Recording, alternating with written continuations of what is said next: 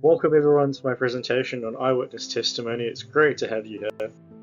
What's the purpose of EyeWitness Testimony, you say? The purpose of EyeWitness Testimony is to provide evidence to the jury to determine the defendant's innocence or guilt, which is also called substantive evidence. Now, what is memory? Memory is malleable, according to multiple studies on human memory. For example, Elizabeth Loftus and her colleagues' studies demonstrate that both verbal questioning and imagery strongly influence individuals to form false memories of events. Subtle changes in wording alter participants' memories of witness events, whilst manipulated imagery can produce false childhood memories. Scary stuff. Now, my argument is that eyewitness testimony is an unreliable source of information for criminal convictions and should be used only as corroborating or supplementary evidence, given multiple factors that interact with the memory process, i.e. encoding, integration, and retrieval, that can cause memory distortions and/or false memories. Now, memory contamination or post-event information involves victims remembering altered or misinformation about the crime, often specific events that never occurred during the crime. Now I'm going to go over some causal mechanisms of memory contamination that come from Annie et al. And other studies. So we've got reading the news, recall, suggestive questioning, feedback from the police, imagining the event repeatedly, initial testing, source misattribution, matching processes, high stress levels during recall, hypnosis, individual differences, social pressure, trauma history, sleep deprivation, cardiovascular diseases, brain lesions, brain tumors, exposure to misleading information, the environment, affluent versus desolate, heart rate variability, anxiety, guided imagery, psychoactive drugs, antidepressants like alcohol, recall, effort, visual obstruction of crime, questioning format, and age.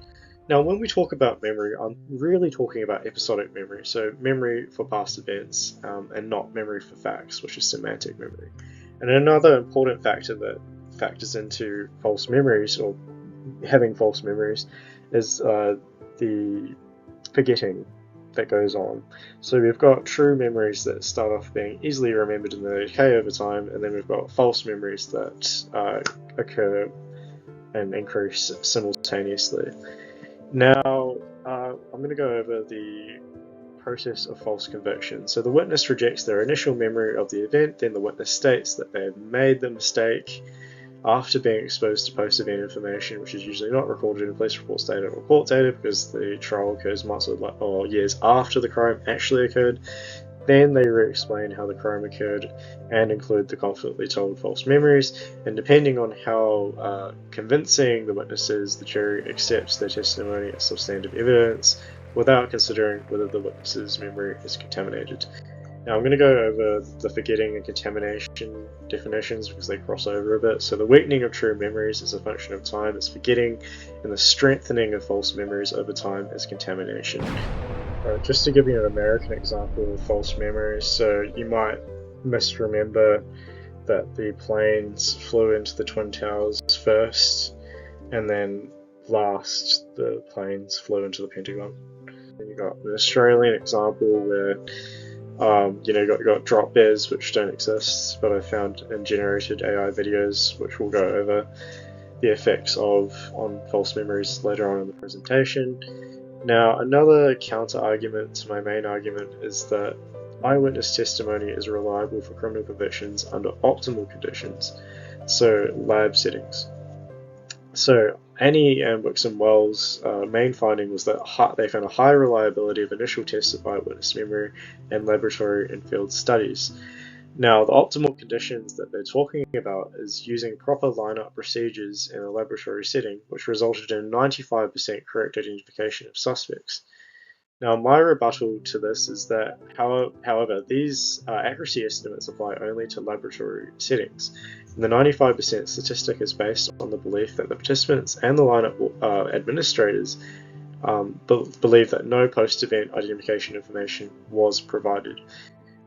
Now, another argument is that historically hypnosis has been used to improve memory by activating the parasympathetic nervous system and enhancing learning. Thus, its use during eyewitness testimony may lead to reliable convictions.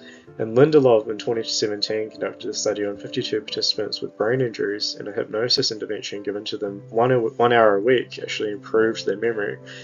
But my rebuttal to this Hypnosis affects heart rate variability, which is correlated with better memory in individuals with higher variability than in those with lower variability. And interestingly, highly hypnotizable individuals identify more incorrect material. Now, just to add to my main argument, false memories are not solely about someone remembering an event that never occurred. Remember, they involve episodic memory, becoming distorted, which leads people to misattribute real-life experiences to crimes. Thus, identifying true parts of the retrieved memory is more important for reliable eyewitness memory in criminal convictions. Alright, so now I'm going to talk to you guys about the impact of AI content on false memories. AI-generated videos create false memories, thereby distorting and reducing the reliability of witnesses' testimony. Now, I'm going to talk to you about how AI forms false memory. So when participants form a false memory of a political influencer, say they believe what they say, they become more influential and over time convince themselves that the falsely generated political influencer is authentic, which makes them vulnerable to additional misinformation. Now, a counter-argument to my main argument is that although Peter Peterporn et al. 2025 found that AI-generated content produces false memories in tightly controlled experimental settings involving highly suggestive AI-generated content, this experimental design provides greater internal than external validity. Now, my rebuttal to this is that it does not matter whether participants are in a laboratory or a natural setting when they interact with the chatbots, the context stays the same. So we've got the smartphone, for example, which remains the same, and subtle changes in information by AI can produce false memories no matter what environment the person is in, i.e. be it in a police interview room or courtroom. Now, to end this presentation on a good note, instead of creating false memories, AI can enhance, ethically and accurately, moments of success and joy, as well as providing all of the information from all of the authors in its complete form. Thank you so much for watching my video, I really appreciated it.